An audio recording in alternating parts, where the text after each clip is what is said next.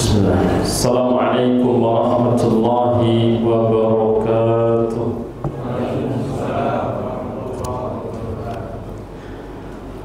Alhamdulillahi wa kafa, wassalatu wassalamu ala rasulihil mustafa wa ala alihi wa ashabihi wa man bihadiyihi muqtafa, amma ba'd. Akhwani fid din, usi nafsi wa iyyakum bi taqwallah, faqad fazal muttaqun. Qala Allahu tabaraka wa ta'ala fi kitabihil karim, ya ayyuhalladzina amanu taqullaha haqqa tuqatih wa la tamutunna illa wa antum muslimun. Segala puji kita panjatkan kepada Allah Rabbuna, Rabbul Alamin, Rabb yang menciptakan, memiliki serta mengatur alam semesta ini. Kita bersyukur atas seluruh kenikmatan yang Allah Subhanahu wa taala berikan kepada kita. Juga atas kenikmatan yang Allah Subhanahu wa taala berikan kepada orang-orang yang kita cintai. Semoga kenikmatan demi kenikmatan menjadikan kita semakin pandai bersyukur, semakin taat dan bertakwa kepada Allah. Para ulama menyebutkan bahwasanya kullu nikmatin la tuqarribu ila Allah fahiya baliyatun. Sungguhnya setiap kenikmatan yang tidak menjadikan kita semakin dekat kepada Allah, sejatinya itu adalah musibah atau petaka. Salam dan salam untuk Nabi kita Nabi Muhammad sallallahu alaihi wasallam, untuk keluarganya, juga para sahabatnya, kemudian untuk orang-orang yang istiqomah di atas Islam ila yaumil qiyamah. Biidznillah kita melanjutkan kajian kita membacakan kitab Al-Fusunnah fil Yaumi wal Lailah, dan kita masuk pada judul yang baru, yaitu sunnah-sunnah ketika makan dan minum. Kita sampai pada halaman 114. Terdapat adab-adab dan juga sunnah-sunnah yang kita dituntut untuk mengamalkan atau mempraktikkannya, sehingga makan dan minum kita tidak hanya mengantarkan kita kepada kenyang. Kalau lapar itu lawannya apa? Kenyang. Kalau haus, jarang kita dengar ya. Kita haus minum, setelah minum itu apa? Nah, seger. Baik. Ada yang lain?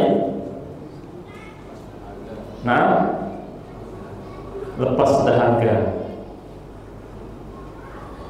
Baik. Jadi ini mungkin kalimat yang jarang kita ucap, tapi ada ya, dalam bahasa Arab juga ada ya. Maka di antara lawan daripada kata haus yang paling familiar itu galgah. Mungkin kita tidak pakai ya, karena kalau sudah kenyang ya, berarti kita otomatis juga sudah minum. Baik, jadi tujuan dari makan dan minum bukan hanya mengantarkan kita pada kenyang atau galgah, akan tetapi dengan mempraktikkan adab-adab dan sunnah-sunnah yang akan kita sebutkan ini, makan minum kita itu satu, mengenyangkan, yang kedua menenangkan, yang ketiga menyehatkan, yang keempat menguatkan, dan yang kelima semuanya berpahala. Nah, ini yang disebut dengan makan dan minum yang penuh keberkahan. Nah, kalau kegiatan yang kita lakukan tidak ada keberkahannya, seringkali manfaatnya itu tunggal. Kalau makan cuma kenyang, ya. Kalau minum cuma apa tadi? Gagah ya. Bagus bahasanya tapi jangan dipakai. Baik. Ini tunggal. Dan disebutkan di dalam syariat kita, kalau tujuannya hanya itu, tidak ada bedanya antara kita manusia dengan makhluk-makhluk yang lain. Bahkan tidak ada keistimewaan antara kita dengan al-an'am, ya, binatang ternak. Karena tujuannya cuma makan, minum, kenyang, selesai. Tapi dari setiap aktivitas kita berharap di situ ada keberkahan, ya, terutama pahala yang tercatat di dalam catatan amal kebaikan kita. Maka disebutkan, ya, para ulama memberikan nasihat kepada kita bahwasanya muslim yang cerdas, dia pandai berbisnis dengan Allah. Dia setiap hembusan napasnya itu dia berharap di situ ada pahala. Maka mereka mengatakan, ya, waktu adalah pahala, umur adalah pahala, gitu. Jadi pahala, bahkan tidurnya mukmin yang cerdas itu bisa dinilai sebagai ibadah. Begitu pula dengan makannya. Sebutkan di antara adab atau sunnah yang perlu kita praktikkan ketika kita makan di sini adalah membaca basmalah. Ketika disebutkan basmalah, maka cukup sampai bismillah. Ya. Tidak kemudian dihabiskan bismillahirrahmanirrahim. Karena seni di dalam mengamalkan syariat, nanti kita diuji sejauh mana kecocokan amalan kita dengan Nabi Muhammad SAW. Jadi tidak dikembalikan kepada mood kita, tidak dikembalikan kepada selera kita, tidak semaunya kita. Oh, kalau bismillahirrahmanirrahim pasti lebih banyak, lebih lengkap, apalagi dibaca 70 kali misalkan sebelum makan. Ini matematika jadinya, ya. Padahal tidak setiap sesuatu yang bertambah itu bertambah baik. Kalau sudah pas, tidak bisa ditambah. Nanti kalau kaedahnya seperti itu, maka setiap orang akan mengkiaskan, makin banyak makin bagus. Akhirnya dimodifikasi lah, sholat itu kayaknya 7 rakaat enak ini, perlu dicoba. Dalilnya apa? Makin banyak makin bagus. Akhirnya tidak ada gunanya Allah Subhanahu wa taala mengutus Rasul sebagai uswah atau qudwah hasanah. Jadi seninya, jadi Nabi SAW kadang-kadang mengajarkan kepada kita yang sederhana, supaya kita tidak menggunakan akal kita di dalam apa? Di dalam mempraktikkan seluruh ibadah. Tapi ibadah itu pada dasarnya adalah al-inqiyad, bagaimana kita taat dan patuh. Kata Allah Subhanahu wa taala 4 rakaat, ya kita 4 rakaat. Subuh 2 rakaat. Masa mau protes subuh ini waktu yang paling fresh, cocoknya 8 rakaat. Ini kita mau usul kemana? Karena negosiasi tentang jumlah sholat fardu berikut dengan rakaatnya sudah selesai. Baik, dari 50 jadi 5 sholat fardu. Nah, sudah selesai. Baik, jadi seperti itu. Nah, kemudian di sini tentu, ya, basmalah ini lebih ringan dibandingkan disempurnakan. Baik. Berikutnya yang kedua adalah makan menggunakan tangan kanan. Kalau kita lihat orang-orang muslim, dia bangga ketika menunjukkan makan dengan tangan kiri, minum dengan tangan kiri. Sebagian kaum muslimin yang tidak mengindahkan adab-adab Islamiyah juga kesal, kadang-kadang kanan, kadang-kadang kiri. Masalahnya apa? Kan tangan-tangannya saya. Ini jadi repot, ya kan? Ini tangan saya. Nanti akhirnya dibalik-balik, buat cebok yang kanan. buat makan yang kiri. Jadi tidak seperti itu. Kemudian yang ketiga di sini disebutkan adalah menyantap hidangan yang ada di hadapan kita. Kita mulai dari yang terdekat. Contoh, nampannya ini besar. Kita makannya mungkin berdua, bertiga, berlima, bertujuh. Janganlah tangan kita itu mengambil yang jauh di depannya orang. Mulai dari pinggir. Nanti tangan kita makin ke tengah, disitulah keberkahannya habis. Nah, kalau kita makan, tangan kita kemana-mana, belum tentu rekan kita ini suka bekas tangan kita, kan gitu. Kita sudah, saya ambil yang di situ dulu. Nanti yang di sini bagiannya saya, jadi lebih gitu ya. Nah, tidak bisa diakal-akali. Jadi kita mulai dari yang terdekat. Apabila menunya berbeda, nah, kita dibolehkan untuk mengambil yang lebih jauh. Contoh, nampannya besar. Di depan kita ini ditaruh sayurnya, misalkan timun semua. Di situ ada terongnya. Nah, kita ini penggemar terong, tapi telanjur duduk di sini. Nah, boleh kita ke tempat di mana di situ ada lauk terong disiapkan. Nah, tidak masalah karena berbeda menunya. Tapi kalau sama, ya kita tidak punya alasan untuk melangkah lebih jauh, tapi memulai dari yang paling dekat. Atau mungkin ya menunya atau piringnya banyak. Ya, makan bersama di zaman sekarang kan jarang kita makan tuh piringnya satu. Ada piring nasi, piring lauk, lauk satu, lauk dua, ya, kerupuk satu, kerupuk dua. Jadi ya ini mungkin menuntut tangan kita ini berpindah-pindah karena tidak mungkin diurut. Nasi lauk dulu, habis nasi lauk baru kerupuk. Ini kan tujuannya untuk menyertai, betul ya? Nah, untuk menyertai bukan diantri. Kalau nasi lauk sudah habis, nah ini jadi cemilan, bukan jadi penyerta makanan. Nah, di sini boleh, ya. Jadi kita pertegas memulai dari yang terdekat, manakala menu yang ada semuanya sama, ya. Kemudian mungkin piring atau wadah bahkan nampannya itu satu. Disebutkan dalam sebuah hadis, Nabi kita sallallahu alaihi wasallam memberikan satu arahan kepada sahabat cilik, ya. Dalam hadis Muslim, ketika Nabi kita sallallahu alaihi wasallam melihat ya seorang sahabat kecil yang makan bersamanya, dia baru duduk langsung mulai makan, kemudian tangannya ke sana kemari, namanya anak-anak, ya. Ya.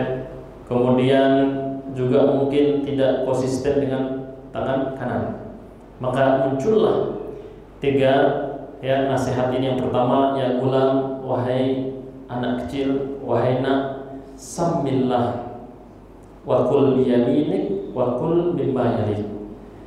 Syahid yang pertama, syahid ini artinya kalimat yang menjadi inti pendalilan pada poin-poin yang disebutkan sebelumnya. Ada yang pertama, syahidnya itu samillah, ucapkan bismillah.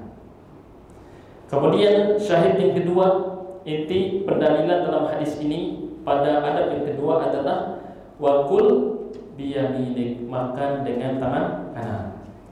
Kemudian syahid yang ketiga adalah wakul mimma yali, makanlah dari yang terdekat denganmu. Ini ya selaras adab ini dengan penerimaan akal kita, cocok ya, tidak aneh-aneh. Ya, itulah Islam. Baik. Kemudian disebutkan sunnah yang keempat, yaitu manakala ada makanan yang terjatuh, baik dari tangan kita atau dari piring kita, kita disunnahkan untuk membersihkannya, lalu setelah itu kita memakannya. Ini adab dan sunnah diajarkan oleh Nabi SAW di zaman yang serba keterbatasan. Di zaman dulu orang makan seringkali kalau jatuh ke lantai lantai kita zaman dulu paling bagus dibuat dari apa? Sudah ada keramik? Belum. Masih ada karpet, kemudian taplak meja? Belum. Ya, di kampung, kalau di tempat saya itu, kalau dicor saja, cor keras itu sudah bagus. Banyak orang-orang yang kemudian rumahnya masih tanah, rumahnya tanah, gak punya meja, ya. Kemudian dindingnya itu dari anyaman bambu, lalu atapnya itu dari daun ilalang. Nah, termasuk di tempat kami, namanya itu dusun Re itu ilalang. Jadi hampir 100% orang rumahnya ilalang, lantainya apa? Tanah. Nah, itu pun tidak menghalangi kita untuk dipungut lagi.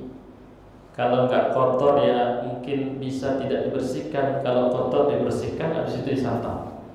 Jangan sampai yang terjatuh itu menjadi bagiannya siapa? Syaitan. Ya, ini makan, dia makan banyak, syaitannya juga bagiannya banyak, cecer-cecer jatuh. Nah, ini tentu merupakan kebiasaan tidak baik. Nah, maka ya kita diajarkan, terutama mungkin yang tinggal di pondok ya di zaman tahun 90-an itu, ini menjadi satu aturan. Sampai kadang-kadang kalau ada butir-butir nasi yang terjatuh itu ditegakkan satu hukuman untuk pendisiplinan. Apalagi satu sendok itu ada berapa nasi gitu kalau dihitung.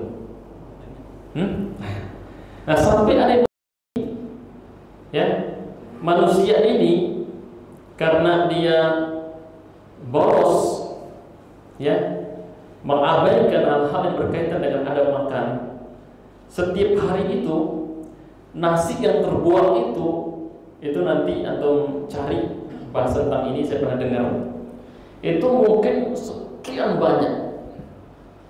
Kalau dikumpulkan nasi semua orang yang makan dan yang jatuh itu berapa? Banyak sekali. Ya. Nah, ini tentu perlu kita indahkan. Nah, ketika ada yang terjatuh, Nabi sallallahu alaihi wasallam menyebutkan dalam hadis Muslim, "Idza saqatat min ahadikum luqmah." Kalau dari salah seorang di antara kalian terjatuh, luqmah itu satu suap. Bisa juga kita artikan mungkin satu biji, karena tidak semua makanan itu kecil-kecil seperti nasi, tidak semua seperti gandum. Boleh jadi satu keping roti, ya, boleh jadi satu butir kurma dan seterusnya.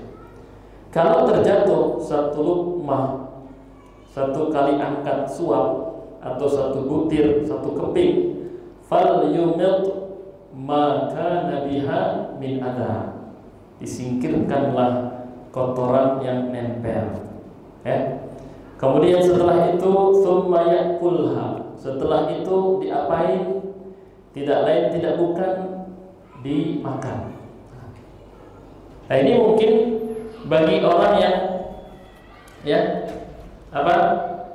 Dia ingin hidupnya itu steril gitu. Nah, ini sudah melanggar standar dia. Cocok. Nah, padahal sebenarnya kehidupan kita itu tidak bisa kita jamin 100% steril. Steril dari apa kemudian kan? Dan kita tidak tahu kan tanah itu pada dasarnya suci. Insya Allah tidak sampai membahayakan. Apalagi ini adalah tuntunan ilahiyah.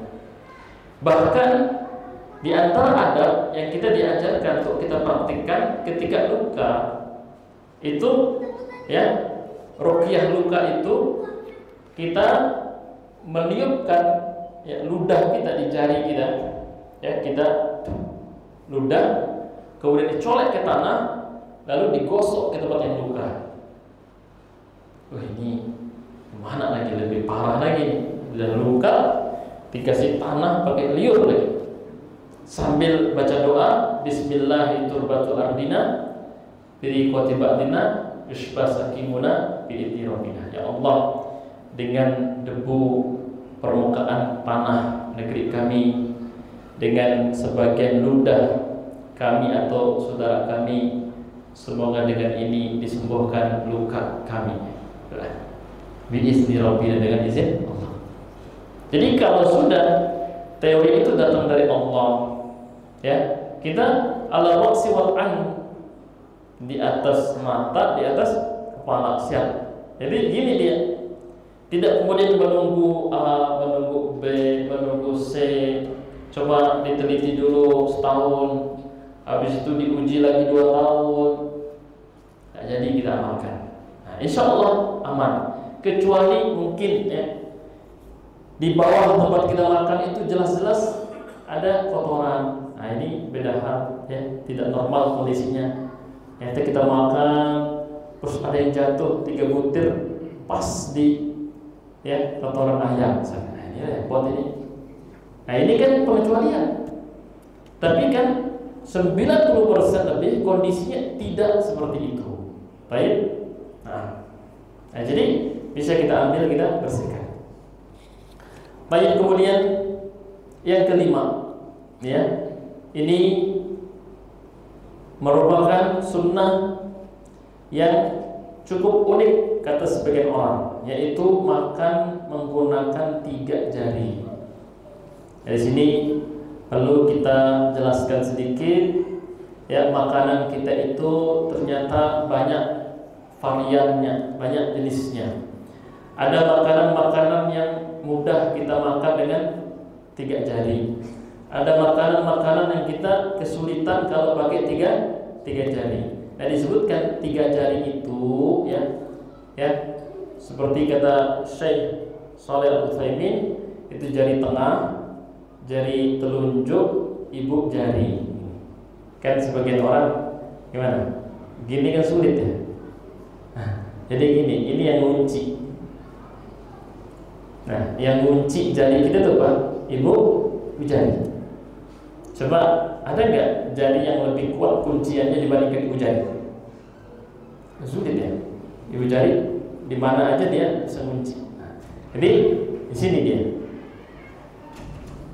Nah, kalau anak-anak jadi dia ingat mainan yang cepet-cepet itu yang judi itu ya. Judinya anak-anak, mainan cepet-cepet boneka itu, masuk-masuk koin nggak dapat. Walaupun 1000 sekali jepit, ternyata habis 20.000 nggak ngangkat juga. Sejak kecil sudah dipancing untuk berjudi. Bahaya. Jadi seperti ini. Mana contoh makanan yang kita mudah dengan 3 jari? Kurma, keping-keping roti, bisa nggak dijepit? Justru nggak enak kalau pakai 5 jari. 3 jari simpel. Kerupuk, Indonesia banyak. Yang lain-lain banyak yang bisa dengan tiga jari. Kita ini sebenarnya kalah sama orang Cina. Dia pakai 2 jari. Bisa itu. Ya, bahkan nasi pun bisa diangkat. Bisa ya? Pernah lihat ya? Nasi itu diangkat cepat. Habis juga. Nah, kita 3 jari bisa bersih, jatuh-jatuh. Mana contoh makanan yang mungkin bagi banyak orang sulit menggunakan 3 jari? Nasi yang sudah dikasih kuah, ini kok gak habis-habis ini 1 piring ya, gitu. Diangkat jatuh lagi, diangkat jatuh. Dalam hal ini ya tidak mengapa lebih dari 3 jari. Contoh yang lain misalkan apa? Bubur. Nah, kalau yang kita makan bubur gimana? Boleh nggak kita pakai sendok? Pakai sendok itu bukan sesuatu yang dilarang. Memang ada penempatannya, betul ya? Ada penempatannya. Jadi ya silahkan. Akan tetapi yang perlu kita garis bawahi, di saat kita diberikan kemudahan menggunakan 3 jari, inilah saatnya kita mengamalkan sunnah itu. Jangan sampai repot mau bisa 3 jari nggak bisa, pokoknya nggak pakai jari-jari, mana yang mudah saja. Nah, ini yang kurang bagus ya. Paling tidak pesan dari para ulama, setiap sunnah mungkin dipandang sederhana oleh sebagian orang, paling tidak kita pernah mengamalkan walaupun sekali. Nah, kalau lebih dari sekali mikir di saat mudah bagi kita amalkan, di saat sulit mungkin ya kita tidak pakai 3 jari. Ini sudah sangat bagus. Makanya disebutkan sunnah, tidak harus selalu seperti itu, ya. Makanya tidak wajib. Masih di taraf sunnah, menguji apakah kita termasuk orang-orang yang merasa butuh tambahan pahala. Gitu. Apakah kita termasuk orang-orang yang terpanggil karena saking cintanya kepada Nabi SAW? Ya, kalau seperti Abdullah bin Umar, kita kalah jauh. Abdullah bin Umar tidak perlu disampaikan begitu jelas, sekedar melihat Nabi SAW melakukan sesuatu langsung dia tiru. Dia melihat Nabi SAW pernah membelokkan ontaknya di suatu tempat, dia harus mencontoh itu. Dia pengen plak seperti Nabi SAW. Kalau kita jangan sampai terlalu membuat banyak uzur, padahal Allah sudah kasih kemudahan kepada kita. Jadi makan yang bisa 3 jari, bismillah, kita mencontoh sunnah Nabi kita Sallallahu Alaihi Wasallam. Baik. Kemudian di sini cara duduk ketika makan.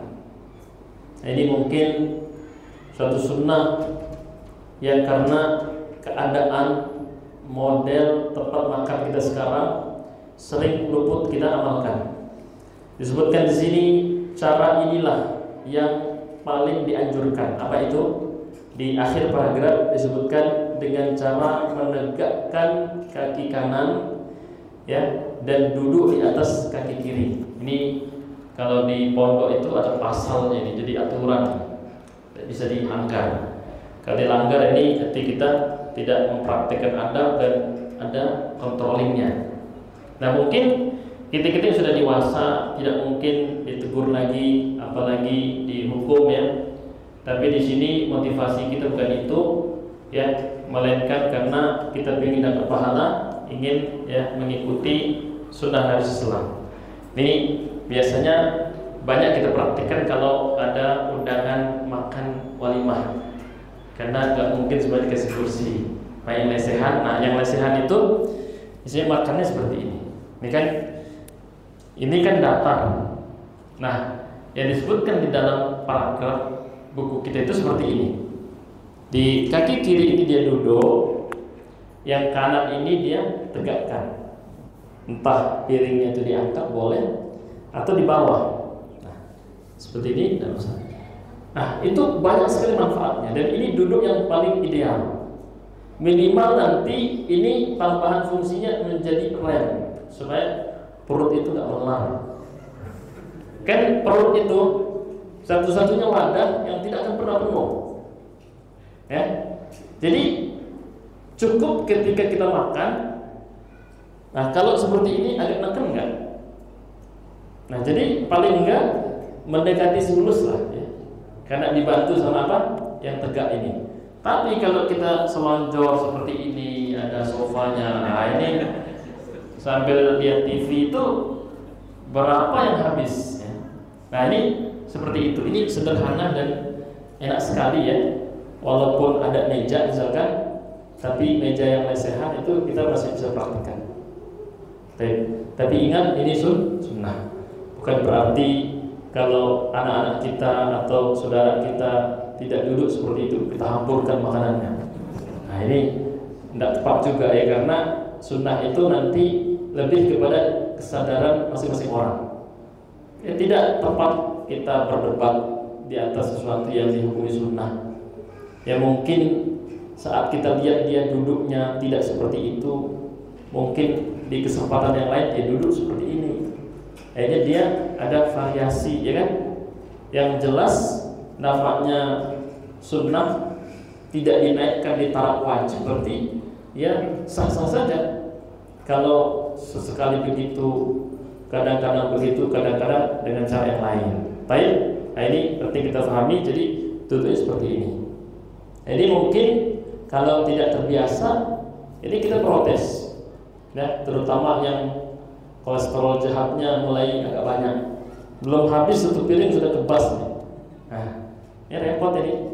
mau makan lebih satu piring, setengah piring sudah kebas-kebas misalnya.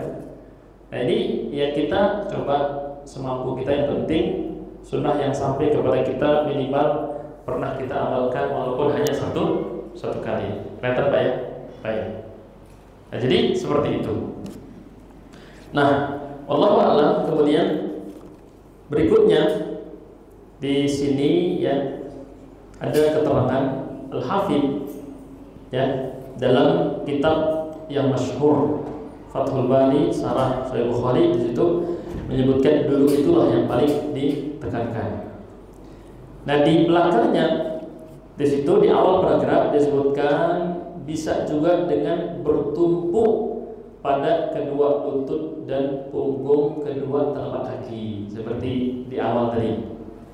Tapi yang kedua ini lebih nyaman, lebih ditekankan seperti itu. Baik. Kemudian selanjutnya sunnah-sunnah setelah kita selesai makan. Yang pertama adalah menjilati piring dan jari. Kalau jari ini gampang ya, kita jilati cepat selesai. Nah piring ini yang kita ragu-ragu ya kan, karena ini repot ini. Apalagi sekarang walimah sebagian teman-teman kita banyak kameranya. Dari kita datang udah kena sorot ya. Pas kita makan enggak tahu-taunya masuk juga di dokumentasi kan.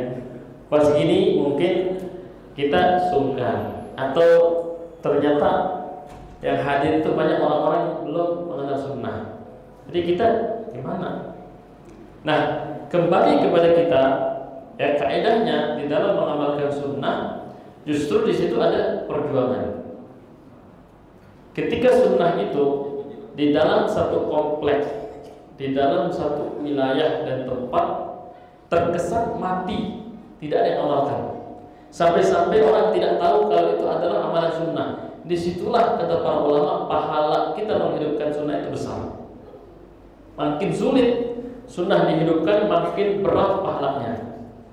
Kalau kita amalkan di tengah orang-orang yang semuanya paham sunnah, ya dapat pahala amalkan sunnah. Tapi mengenalkan kepada orang lain masuk dalam kategori hadis man sanna fil islami sunnatan hasanah. Barang siapa yang menginspirasi. Ini terjemahan yang mungkin paling tepat ya. Ya karena amalannya sudah ada, tidak membuat yang baru, tapi memicu orang untuk ikut mengamalkan. Maka apa yang terjadi? Falahu ajruhu, diamalkan, didapat pahala. Wa ajru man tabi'ahu, dan amal pahala karena ada orang-orang yang ikut. Wah, makan seperti itu kayaknya enak sekali. Walaupun lauknya sederhana, saya setiap makan dengan sekian banyak lauk setengah selera. Tapi orang-orang yang seperti itu kalau makan mantap, maksimal. Kan sekarang dipertontonkan kepada kita bagaimana makan itu supaya enak, gitu kan? Apa istilahnya kan? Apa? Mukbang. Kadang hewan-hewan laut yang belum matang itu digigit dulu itu. Jadi enzim mulut kita itu berceceran tuh, liur. Di antara cara kita bisa tahu makanan itu sehat, ya, tapi tidak 100% seperti itu, kita jadi ngerasa enzim kita itu kayak minta enzim di lidah kita. Contoh misalkan yang agak-agak kecut ya, itu berarti ini makanan yang betul-betul alami. Ini menuntut kita kayak ngerasa. Baik. Nah kemudian di sini ternyata yang paling penting untuk kita ingat adalah hadis Nabi kita sallallahu alaihi wasallam dalam riwayat Muslim. Beliau menyebutkan innakum la tadruna fi ayyiha barakah. Karena makanan yang kita makan mungkin ratusan butir nasinya, lauknya beberapa potong, kemudian kuah-kuahnya itu kita tidak tahu persis berkahnya itu nempel di mana. Jadi kalau kita habisin pasti dapat berkahnya. Kalau ada sisa, dua kemungkinan. Kalau berkahnya di tempat yang sudah kita makan, berkahnya masuk. Kalau berkahnya ada di yang tersisa, berkahnya enggak ikut, kan gitu. Tapi kalau habis, pasti berkahnya masuk. Artinya apa? Di satu porsi makanan itu pasti ada berkah. Cuma kalau ada sisa, mungkin yang tersisa itulah berkahnya. Makanya ya di dalam mengetahui letak keberkahan dalam makanan, contohnya misalkan ya ketika makanan itu sering itu keberkahannya di tengah, turun di tengah. Makanya mulai dari pinggir. Kalau makannya lebih dari satu orang, biar sama-sama dapat. Jangan dibalik. Wah, saya dapat bocoran, berkahnya turun di tengah, caplok tengah, berkahnya sisanya habiskan buat kamu. Ini jadi kurang disiplin. Baik. Nah, kaitannya dengan berkah ini adalah kalimat yang paling sering terlewatkan, paling sering kita dengar. Kita baru lahir, baru jadi anak-anak, tunas, kita didoakan keberkahan. Barakallahu laka fil mauhub kalau laki-laki, kalau perempuan mauhubah. Ya, doa ketika ada saudara kita yang lahiran anaknya. Ketika kita meninggalkan masa kanak-kanak, masa remaja, kita mulai jadi orang tua, dengan proses menikah didoakan lagi keberkahan. Barakallahu lakuma wa baraka alaikuma. Nabi sallallahu alaihi wasallam mendoakan untuk umat ini, Allahumma barik li ummati fi bukuriha. Ya Allah, berkahi umatku ini di pagi harinya. Maka action yang baik itu di pagi hari. Kita punya usaha, ya kalau mau bagus pagi-pagi, lebih cepat, lebih awal. Nanti istirahatnya nanti jam 11. Ya, mangkasnya di jam 11. Kailulah dulu, bangun persiapan zuhur, itu masya Allah paling nikmat. Ya, jadi mulainya dari awal supaya keberkahan pagi itu dapat. Baik. Begitu pula yang belajar ya, pagi itu paling cepat. Kalau sudah jam 10, pengalaman ya lama ngajar di SD itu anak-anak sudah loading, tingkahnya sudah mulai bermunculan. Kalau pagi masih fresh, masih disiplin, masih mudah diarahkan. Jam 10 ke jam 11 sudah mulai boring, bosan. Jadi keberkahan pagi. Nah kemudian tadi kembali kepada mukadimah kita, ketika sesuatu itu diliputi keberkahan, manfaatnya tidak akan tunggal, pasti lebih. Artinya apa? Manfaatnya akan lebih daripada standar awalnya. Tadi kita sebutkan makan itu manfaatnya apa? Mengenyangkan. Selesai. Tapi kalau berkah, mengenyangkan, menenangkan, ya tadi apa lagi? Menyehatkan, apalagi menguatkan, yang kelima berpahala, dicintai Allah, kan gitu. Maka apa yang terjadi ketika makanan kita makan berkah? Habis makan tuh kok tambah semangat, otot-otot mungkin kencang. Jadi nyari kerjaan, apa yang mau diberesin? Sudah rumah diberesin semua, tenaganya masih utuh. Beresin masjid lagi, ya. Bantu orang sana sini. Tapi kalau makanan itu keberkahannya nggak ada, jangankan tenaga mau dipakai bantu orang, ngerjakan PR sendiri juga kuat. Habis makan kok rada-rada lemes, habis makan kok malah ngantuk, kan gitu. Habis makan kok malah mager gitu, malas gerak.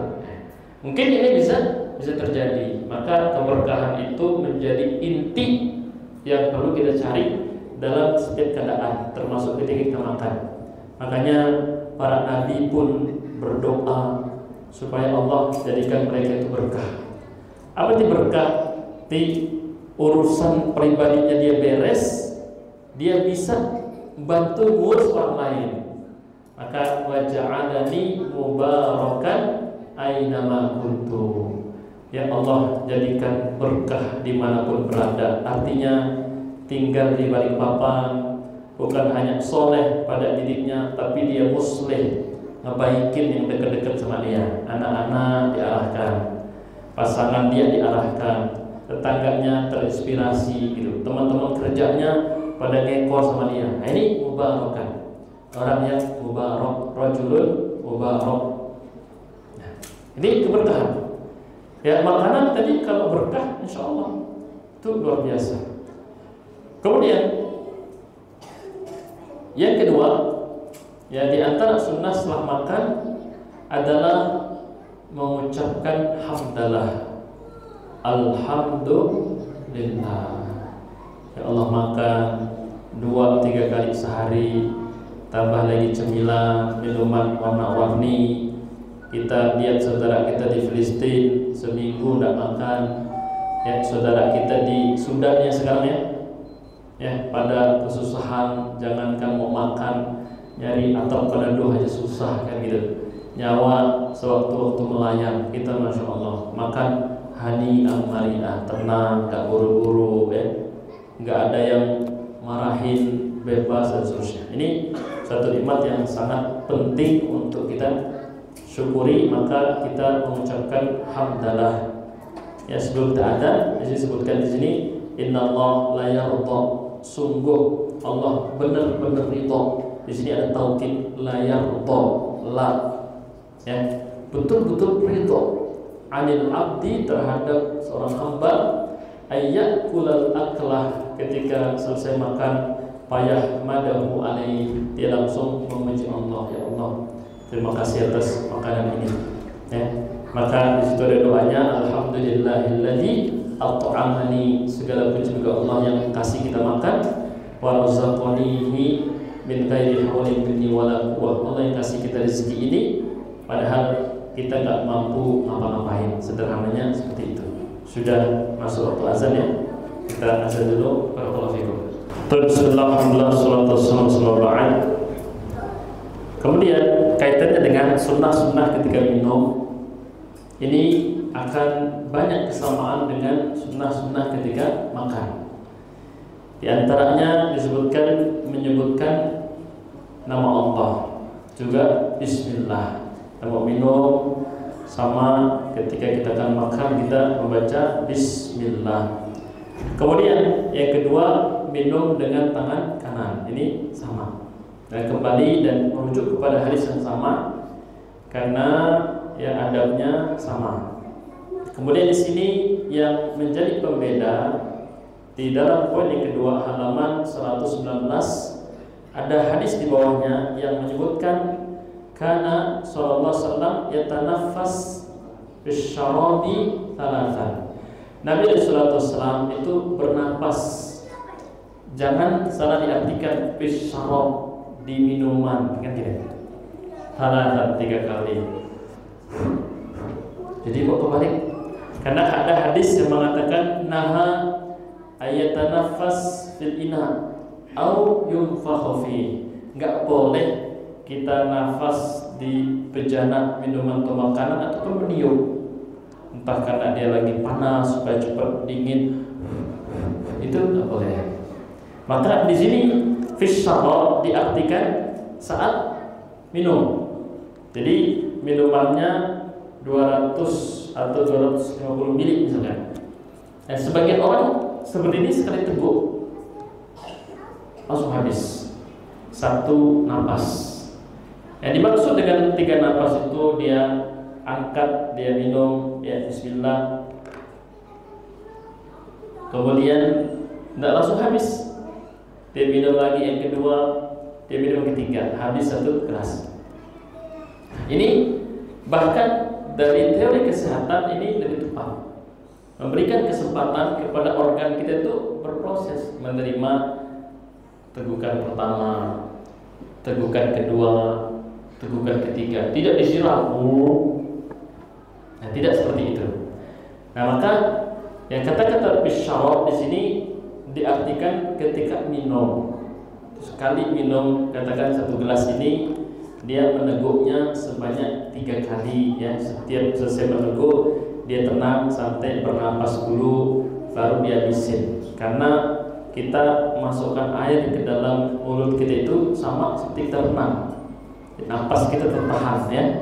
Nah, sebagian orang ketika minum itu panjang, karena kalau di kampung tuh disebut kejegek itu dia minum pakai kendi, karena nggak boleh diumut, jadi diangkat. Ada jarak antara mulut dia dengan mulut kendi itu 1 jengkal. Tapi jadi lama itu terus. Nah, selama itu kan menghalangi napas. Nah, berbeda ketika kita minum, kita jauhkan dikit, kita bernapas, teguk lagi, kita bernapas, teguk lagi, kita bernapas. Nah, seakan-akan ya tanafas talatan. Ada kesempatan bernapas tiga kali. Jadi tidak dihabiskan langsung semuanya. Nah, adapun tadi ya bernapas di bejana minuman atau makanan ini justru dilarang. Jadi bukan di bejana minuman atau makanannya. Baik.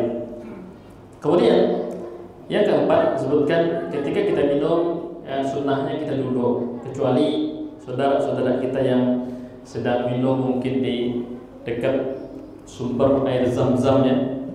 Situ kita lihat temannya berdiri, karena Nabi SAW pernah mencontohkan. Tapi dalam keadaan umum di rumah kita bertamu di rumah orang, disuguhkan minuman, kita duduk. Dan memang posisi yang paling ideal pada saat kita duduk. Kan jadi aneh, dari tadi duduk, pas minum kok berdiri gitu kan. Ini ngapain ini? Jadi sunnahnya cocok. Nah, kemudian hadisnya la yashrabanna ahadun minkum qa'iman. Jangan sekali-kali gitu bunyinya. Karena di sini ada taukid, bisa la yashrab, jangan minum, tapi yashrabanna. Nah, itu ada penekanan. Jangan sekali-kali minum berdiri begitu. Nah, kemudian kita sampai kepada akhir judul kita, kembali kepada hadis yang kita sebutkan tadi. Innallah la yarda, Allah sungguh sangat ridha terhadap seorang hamba ketika makan selesainya dia memuji Allah.